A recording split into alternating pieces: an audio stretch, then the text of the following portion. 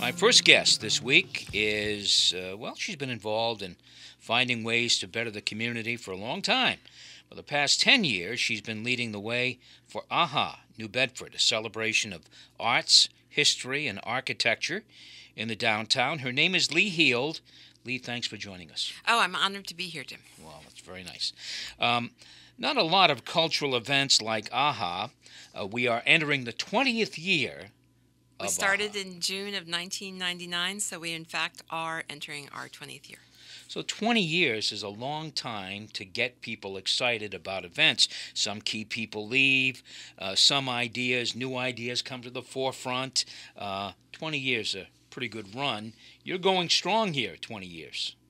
Well, New Bedford is a wonderful community, and it has been very open and accepting and participatory in the program of AHA, which stands for Arts, History, and Architecture, really the basic assets of downtown New Bedford. But it's exciting because in those 20 years, New Bedford has developed and changed so dramatically that there are many other opportunities and efforts going on to really shore up and build up and kind of do placemaking in New Bedford to make it known for being an arts and culture community. And in fact, this past year, New Bedford was noted by the Mass Cultural Council as the creative community for the Commonwealth. It's a biannual award, and it really highlights communities that have used arts and culture as a building block. And certainly AHA has been part of that foundation for 20 years. Absolutely. So what people might not realize is that we started as part of the Regional Community Congress, which was a group that brought together people from 6 sectors of society, and I always say that because it really is the foundation of AHA. So it was the arts and culture community, which people expect, the business community, health and human services, education, the environment, and then communities of faith. And so when you look at the platform that AHA has provided, it really includes people from all areas of community. So it's not just the artists, but it's people throughout the community. And I think that that has really informed, and shaped the kind of program that you see each month at AHA. So we're the second Thursday free arts and culture program for downtown. And it really is a time when downtown comes alive, and you think this is what it could be, not just once a month, but it could be much more frequently. Mm-hmm. So what is it? We've talked about the foundation. What are the nuts and bolts of it in terms of what happens on those second Thursdays of every month? Well, it is a time when people celebrate what's going on in downtown, and so the galleries, the museums, the cultural institutions open their doors for free to really welcome people in and help people from the community and from outside. About half of the people who come to an AHA night are from New Bedford. About 40% are from the suburbs, surrounding suburbs, and about 10% are from, as we say, away, maybe tourists. Mm-hmm. And it's really I think of it as a gateway opportunity for New Bedford because about 1/3 of the people to each AHA night are really, it's their first time. And so it's a way that New Bedford is really introduced to people, and you imagine what it could be. So there are programs. It's a time when, in May, we host the all-school art show from the New Bedford Public Schools. So we host about 3,500 pieces of school kid art. Mm-hmm. It's the largest art show for schools in the Commonwealth. In April, it's the Earth Eve Parade. There are different themes that go through the year, and partially that came out of need, because when this started, we had 14 partners, and on the first night, we had, I think, 264 people come downtown, and we just thought we had made it. We were the bee's knees, that people were really coming down into a public space and a public forum. And now if we don't see 3,000, 2,000, 3,000 people, we think, oh my gosh, it must be the weather. It could be something wrong. It must be the weather. And for Kids Rule, which is our July AHA night, it's fabulous. The last couple of years, the Portuguese Feast has come down for kind of a mini feast in Custom House Square. The fire department comes down and does a burn house. We have carabiners. And that is a huge AHA night that, as we say, the kids rule downtown. So, listen, in the creative business, yes, no idea is really new. You look around and you see what some other folks are doing. perhaps in another part of the country, another part of the state, and you say, we can make that happen here. We can change it a little bit, but we can make it happen here. Is that what happened with AHA, or is it a totally original creation? I'm so glad you asked. The Regional Community Congress people met for about 2 years, and at that point, the Arts and Culture Subcommittee that birthed AHA, as it were, went to Providence, and Providence had this thing called Gallery Night, and we just thought, oh, wouldn't that be great to be Gallery Night? But at that time, New Bedford didn't really have galleries per se downtown. It took us about 10 years before we really had enough galleries and boutiques and retail in the art field that we could have a Gallery Night. And so we thought, well, what are the strengths of New Bedford and its arts, history, and architecture? And we thought themes. We'll do themes because that will be a way that everybody can come together. 20 years ago, whaling was one of the biggest ideas in New Bedford, and we thought, well, it's got to be more diverse than that, and it really has to be a way that more people can enter in and participate. And so we modified certain ideas. And I will tell you that we are now a replication project for about 9 other events like AHA in the Commonwealth, and we've been copied outside of the state of Massachusetts also. But I do need to give a shout out to the folks that when I first came to New Bedford talked to me about cruising night.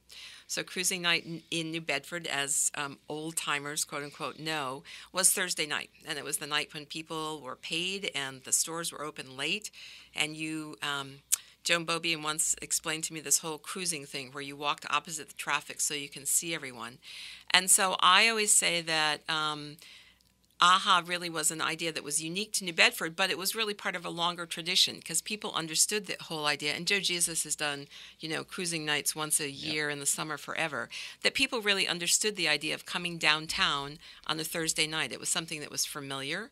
And so as all the replication projects come out and they're on Thursday nights, I always say, well, that's great because they really all come from the idea that in post-World War II, New Bedford Mills paid off on a Thursday night, and that's what has spawned this whole sort of industry. So I think we're unique, but we come from some different traditions. Sure. A nod to Providence. A nod to Providence and a nod to the history of New Bedford. Sure. Tell us about the early days. There had to be a lot of work done, I'm sure, to get the partners involved. There had to be some skepticism. I think that there was skepticism, but it was really a time when New Bedford was really on that cusp of being very hopeful about the future. People were willing to participate in a turnaround. The Regional Community Congress had gotten people excited about the idea of New Bedford once again being the hub of this area. I mean, New Bedford was the custom house port in the 19th century for Wareham to Westport, and that it was the hub of the whaling industry. And I think people were interested again in seeing New Bedford as that kind of central place. So I think there was more hope than skepticism, and certainly a lot of energy. It's also when the College of Visual and Performing Arts, Senator Montigny was instrumental in moving the Star Store downtown, that campus. Mm-hmm. It was a time when the Whaling Museum was doing their first expansion. It was a time when the Park Service was coming online.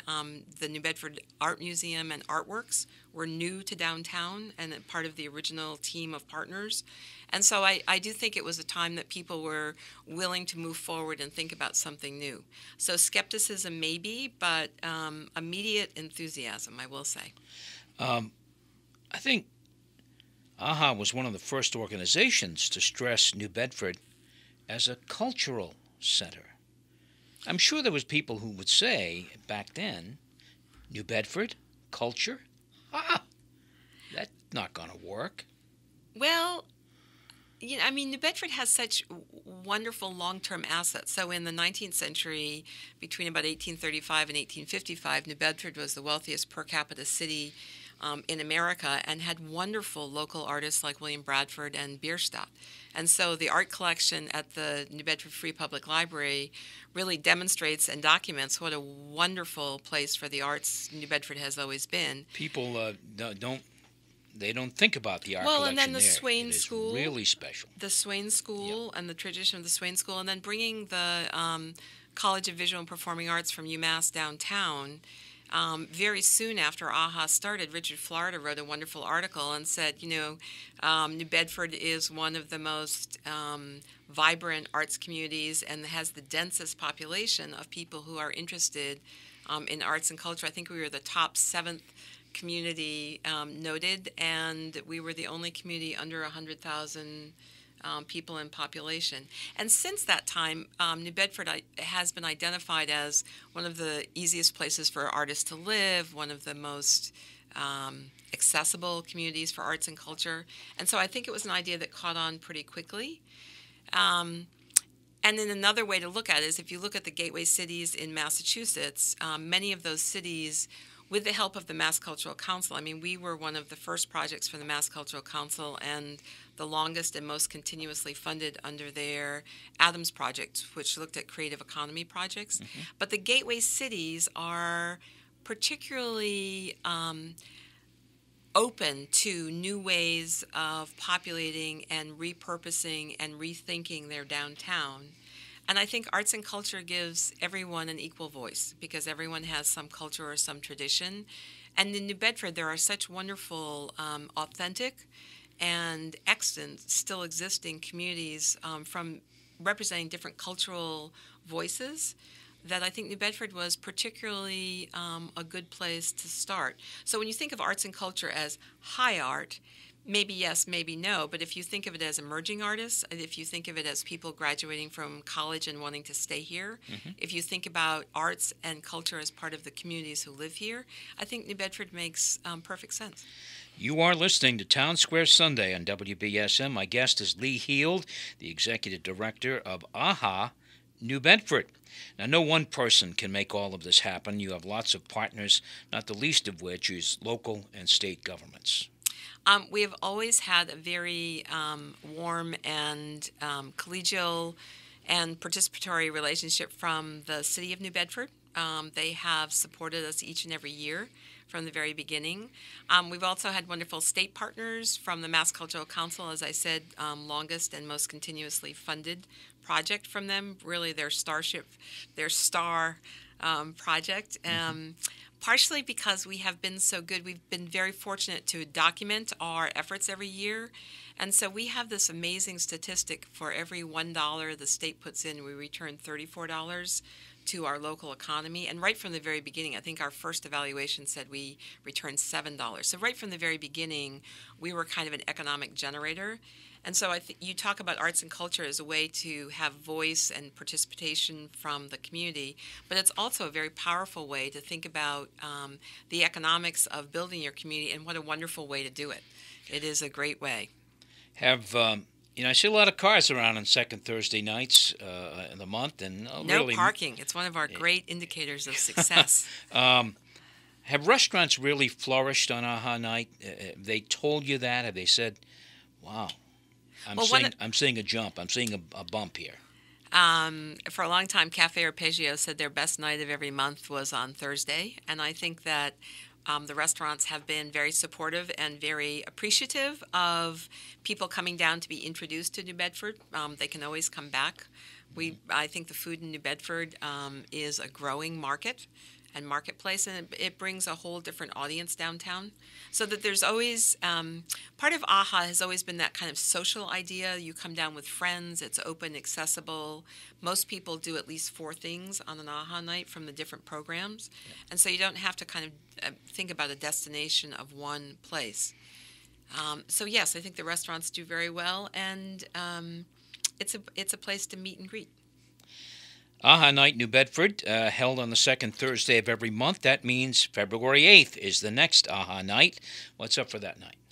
February 8th, our theme this year is called Please Be Seated, and we have a lot of small venues doing, the park is doing home movies, the art museum is doing local filmmakers, we have your theater doing some presentations. So there are lots of small things that are mostly inside.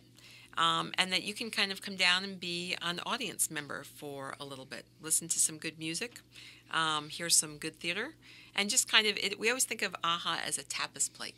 And so it's a way to be introduced to things that you might not normally see. I do a TV show every month for cable access, and my kind of parting line is come down to downtown New Bedford and have your own aha moment. Be surprised by something and enjoy yourself. How can people learn more about AHA Night? A couple of ways. So there's on the website, it's ahanewbedford.org, www.ahanewbedford.org, all small letters. And you can see the upcoming events. So right now there's a thing called Please Be Seated this month, and it will give you a listing. As we get closer to the second Thursday, there's actually, we think of it as a TV guide. So we go through all of the areas, by kind of location and then what's happening by time. And so it's really a spreadsheet of all of the things that are happening. Or you can pick up that program, which is always huge and in some bright color, at some of the main venues. So, for instance, the National Park Service gets them early, and they always welcome people. They're on the front desk, the Art Museum, the Whaling Museum, the stores, the college. They all have these AHA programs that you can pick up, or you can come down that night and pick one up, because there's always something that's going to interest you. We have things for children. There are a lot of the venues, the library, Buzzards Bay Coalition tends to do family and children programs on the earlier part. And then there's some things that are later on that are more maybe couples, maybe people out, and then they're going to go on to a restaurant or to some sort of eatery.